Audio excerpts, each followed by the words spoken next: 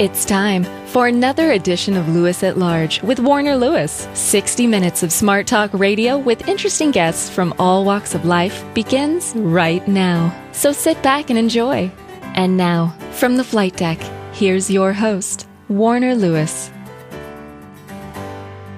Well, welcome everybody to another edition of Lewis at Large. Yours truly, Warner Lewis from the flight deck. And of course, Smart Talk Radio continues in your future. This segment, an interesting one. We're going to be talking about a very, very important organization in this town called Headquarters. They have a brand new executive director in Andy Brown. He is our guest.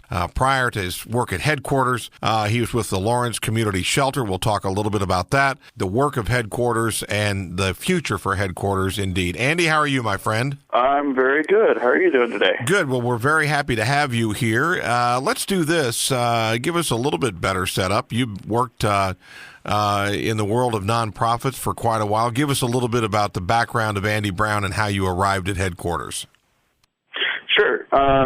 So I got started in nonprofits here in Lawrence about 15 years ago, working as the Human Services Director at Ballard Community Center. And then I've also worked at Burt Nash with the RAP program, Douglas County Senior Services, with community outreach there,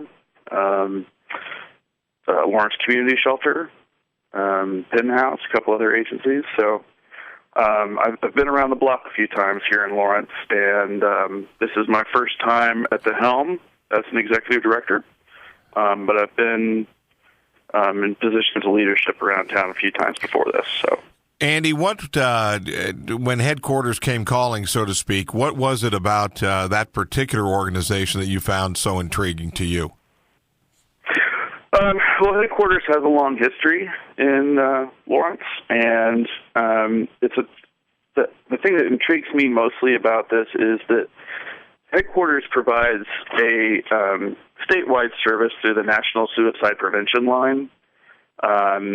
And really, I'm looking at Headquarters' legacy of local services to the county and to the city, and trying to find ways that we can build and expand on that to serve statewide through coalition building and also impacting state policies, things like that. And one of the things that personally brought me to Headquarters is that, when I first started in human services here, Headquarters was the primary referral line for services. So if there was something that my clients needed that I didn't know how to access, I could contact Headquarters and refer to Headquarters, and they were able to provide me with the information that I needed to help my clients. And that's something that, is now generally handled across the state by United Way with the 211 referral line. And we're looking at how we can collaborate with them and proceed forward with that as well. Andy, I assume most of our listeners in the area are aware of the work of Headquarters, but why don't you, if you would, give us the background and tell us what the mission is and the kind of work that they do? Sure.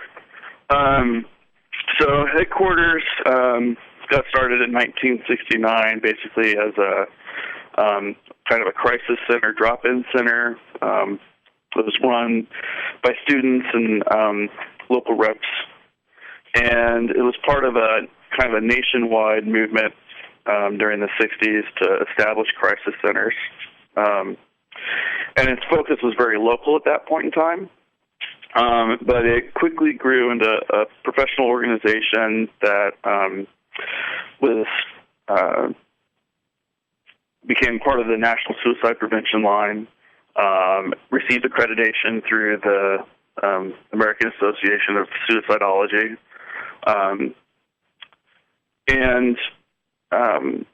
Our mission really is to provide trained volunteers and staff members that can improve the emotional well-being and safety of adults and children through readily available counseling, community education events, and information services. Do you, headquarters, let's face it, before you got there, went through a very difficult time. A longtime executive director left the organization. There was undoubtedly some public criticism there. The board undoubtedly came under some fire. What have you found now the overall acceptance to be? And do you feel like you're past that period and moving forward? Yeah, I think we're certainly past that period and moving forward at this point.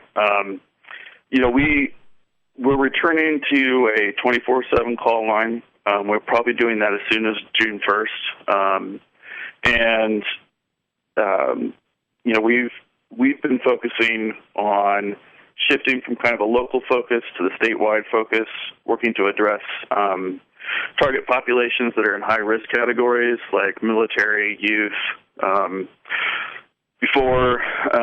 We've set up the Kansas Youth Suicide Prevention program, and that's been working around the state to set up coalitions and promote suicide prevention line to folks that are between the ages of 10 and 24 years of age, because that's a high target group. And we're working with the statewide suicide prevention subcommittee with the governor's office to try and establish a charter and make some progress in making policy changes.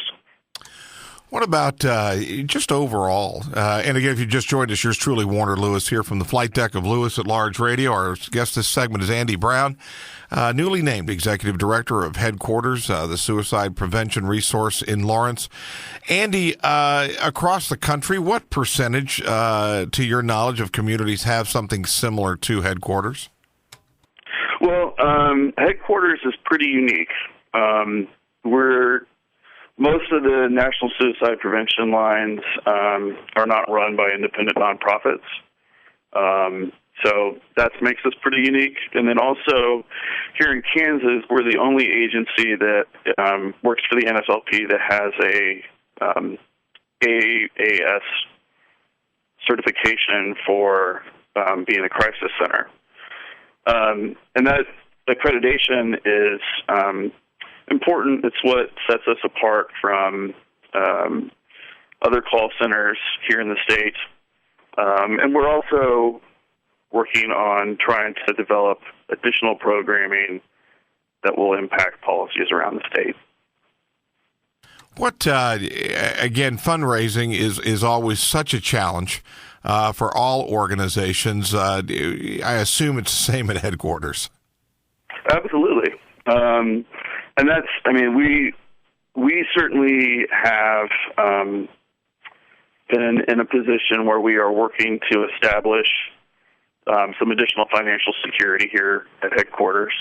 And that's an ongoing mission. The health of an agency is directly connected to its bank account balance.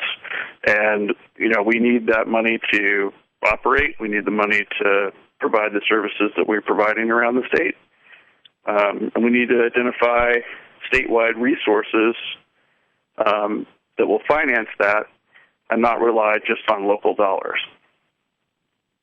What, again, you may not have all these stats right at hand, but roughly how many calls would Headquarters take over the course of a year or a month or any given time?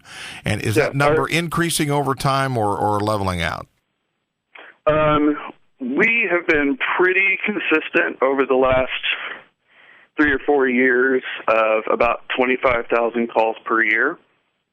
And that's from just here in the state of Kansas. Anybody that calls the National Suicide Prevention Hotline and has a Kansas area code gets connected to our center. So that's people all across the state. It's Kansas college students that may have left the state to go to college in other states but still have their cell phone numbers connected to the state. It's about 25,000 calls a year, and we're working on figuring out ways to promote that line so that more people are aware of it and more people can make that call.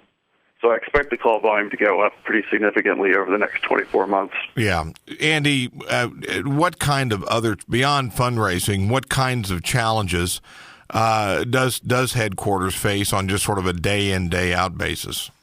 Right. Well, our day-in, day-out basis, trials are things like making sure that we have enough training opportunities for volunteers, that we have enough trained volunteers to man the phones.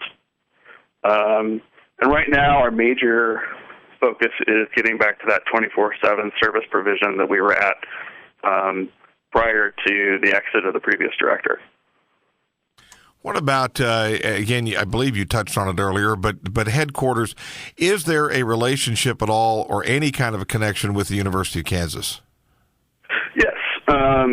We currently reestablished our relationship with the university through the Student Senate, which has allocated $45,000 of student activity fees for 2014-2015 school year.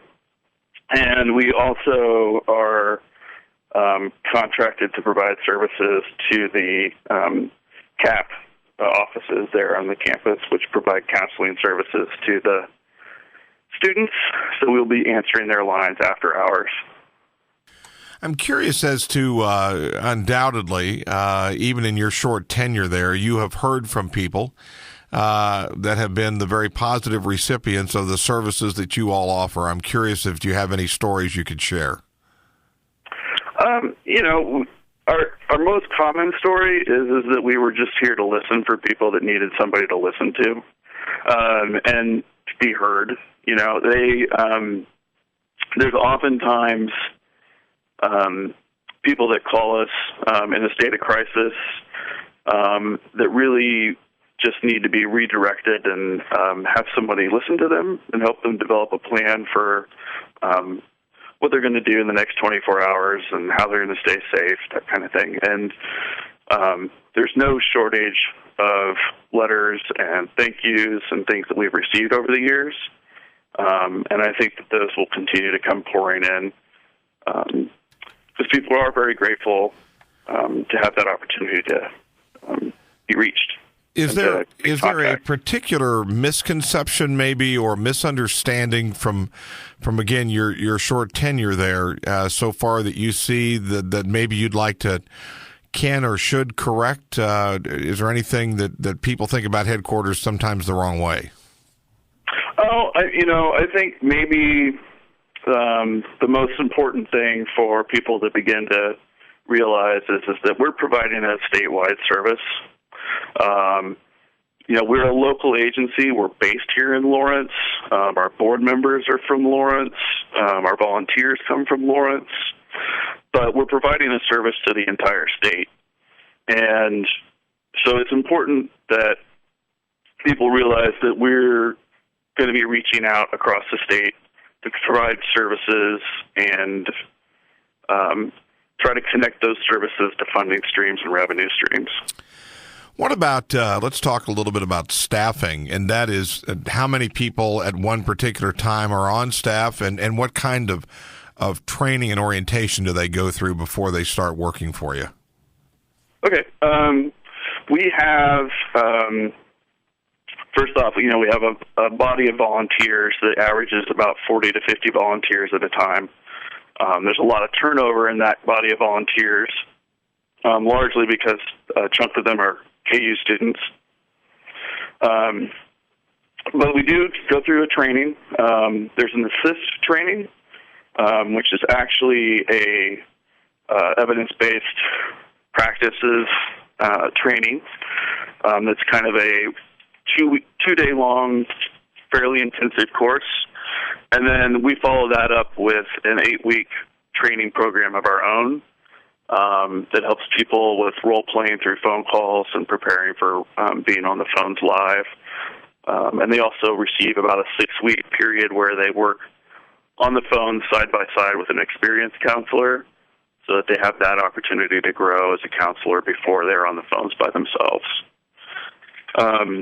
And then we also have, in terms of employees, approximately 4 or 5 employees that work for the Kansas Youth Suicide Prevention Program, which is part of a federally funded grant. And those individuals are in charge of working on the coalition building, setting up programs around the state, and impacting policies. Do you, is this something that you see the staff necessarily growing larger, or as more funding comes in, and more resources are available to you, how does that genuinely impact your organization beyond just the pure 24/7 operation? Right. So currently we have enough staff to handle the call volume. And so resources are important for maintaining our operations. But long term, what we're hoping to do is to put revenues into an endowment so that endowment grows and can provide future funding for the agency, so that down the road we're not dependent on revenues that are generated month to month.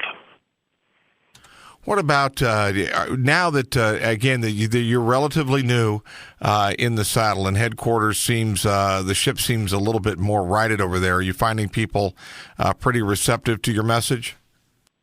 Yeah, so far we've been very warmly received. And I having spent 15 years doing human services here in Lawrence, I've got a pretty good reputation, and I've worked closely with the former director, and she spoke well of me to her constituents, and so we're not encountering a whole lot of resistance in that regard. We do have some funding proposals that are out that we're trying to bring in some additional money for next year, for 2015. And so those might be issues of contention going forward, but hopefully we'll be able to reach a consensus on how those should work. Right. You mentioned the former director, Marcia Epstein, as we all know, did an outstanding job in her tenure there for sure. Okay, Andy, as we start to wind down here, somebody wants to contribute their time, their resources, find out more information about the work at headquarters. What do they need to do? Well, locally, you can just give us a call at our administrative number, which is 841-9900, or you can go on our website or shoot us an email at volunteer@headquarterscounselingcenter.org. Headquarterscounselingcenter.org is the number. Headquarters, an incredibly valuable resource for our community and the entire state of Kansas. Indeed, Andy Brown, the new executive director there. Andy, best of luck to you, and thank you so much for spending some time with us today. Thank you very much. And if there's anybody out there that is in crisis when you hear this and wants to make a call, our number for the crisis line is 1-800-273-TALK, and that's 8255. 1-800-273-TALK? Yes, that's correct. All right. And then what about locally? Locally, we can be reached at our traditional number, which is 841-2345. 841-2345. Andy, thanks so much.